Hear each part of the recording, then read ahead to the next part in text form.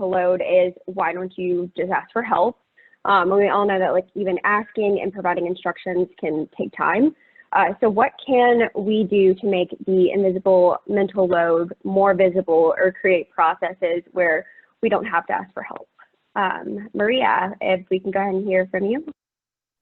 I think it's just one, it's hard to ask for help because it's associated with being weak when it's really not. It shows a lot of strength to be vulnerable and put yourself in a situation to say, hey, I'm struggling with something, whatever that may be.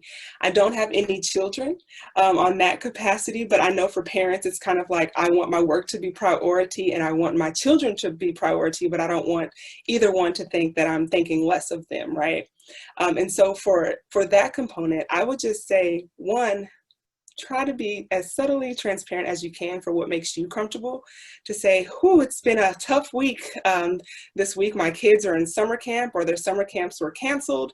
And sometimes just throwing in what's happening in your life is another way to highlight, hey, just check on me a little bit more. And I think for the individuals that run teams and have employees or colleagues that they have to manage, really just having a transparent conversation to say we are in a different space to where we now are in communication more than we have been before.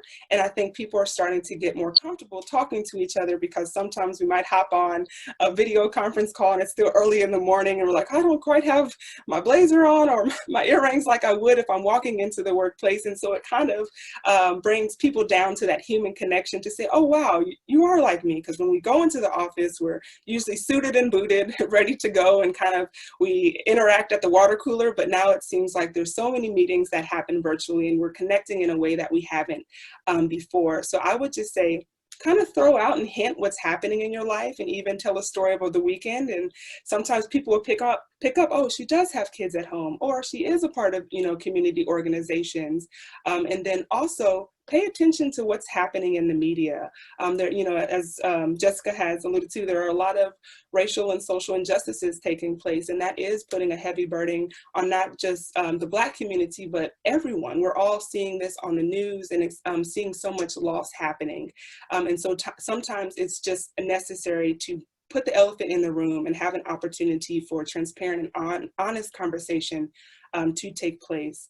I would also encourage companies that or managers, if there's a way to kind of have like an anonymous Dropbox to where someone could kind of put what they're experiencing or what they're feeling, and then really regulate the frequency of meetings if they're necessary, and kind of evaluate that amongst your group. So I would say just kind of share a little bit more about yourself for those undertones and context clues of what's happening in your life.